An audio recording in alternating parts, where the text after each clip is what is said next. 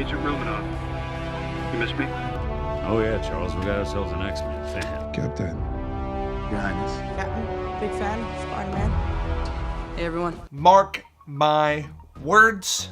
Venom, Let There Be Carnage is the dark horse movie of the year. I'm telling you right now, I really believe this one's actually going to be a home run hit. Let me tell you why. Hey everybody, welcome back to Film Artsy. I'm your guy, Trevor Baker, and today we are breaking down the surprise but absolutely delightful, captivating new Venom Let There Be Carnage trailer. Yeah, we got another one. I didn't know that was coming today. Maybe people knew. I didn't know it was coming, and it made me happy because I felt like we would have a lot more trailers for like Spider-Man No Way Home and other Disney, really Disney, it's just failing me a little bit. And so Sony was like, hey, Trev, here's a new Carnage trailer. And all your concerns, we cover those. I'm really excited about this new Venom movie.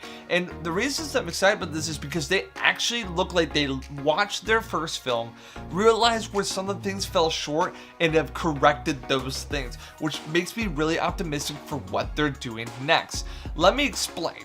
So first things first, the first movie, we all know their villain was like, what? The villain was so boring, so forgetful, and honestly, I can't remember the name of the person. I just know he was the lab dude who got the symbiote and wanted the symbiote and wanted symbiosis thing to go happen.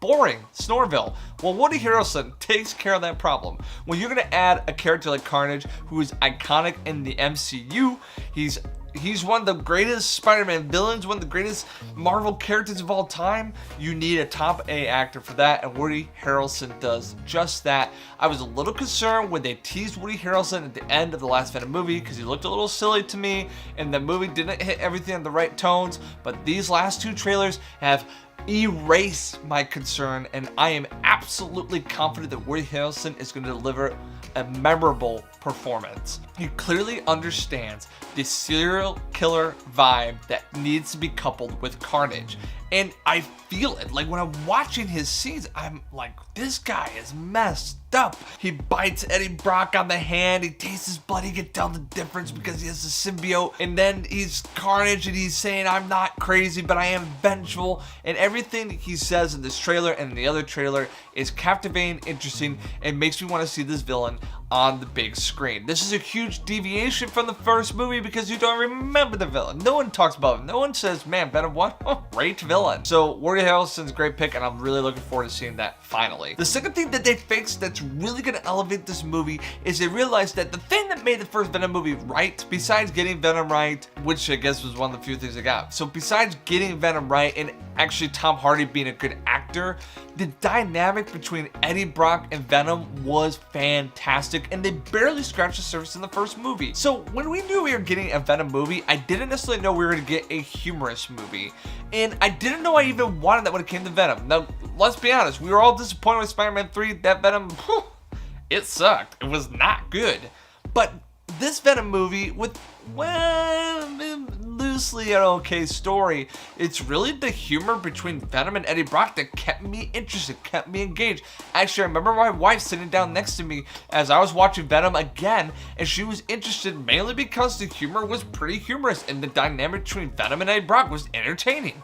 So what do I get in these first two trailers, is especially this new trailer, is much more of the same dynamic, only elevated and furthered than they had in the previous movie. I think this is going to be all throughout Venom 2, and this is why I'm calling it the dark horse of the year, because the two main things, one that made them successful in the last movie, one that really derailed them in the last movie, they've enhanced and fixed. They're going to have Woody Harrelson, who's a top A-list actor, take out one of the most iconic villains of all time. The villain looks amazing. I think they just nailed it in the designs. And then you have Venom and Eddie Brock's relationship being comedic, humorous, and continuing to develop and flourish, which is just, I think it's leading up to be a movie that I think Now the expectations are raising, but at the time I didn't have super high expectations, so I'm actually really excited. I think it's a dark horse. I think we're gonna look back and say, man, that was a formative movie for whatever moving forward. And I think if they really nailed this one, it only solidifies that Sony-Marvel relationship long term, because if Sony can make quality movies, and obviously Marvel's gonna make their quality, I can see that being a holy matrimony for quite some time. Are you excited about the new Venom Let There Be Carnage movie? I know I am, and if you are, let me know in the comments below. I'd love to hear your thoughts. Maybe you have some concerns. I'd like to hear those too. And if you liked the video, give it a thumbs up. Subscribe. Come on, it takes like 2 seconds. What are you waiting for? And it helps us out here. We're trying to give you guys this content daily. And as always, guys, until next time, I will see you later.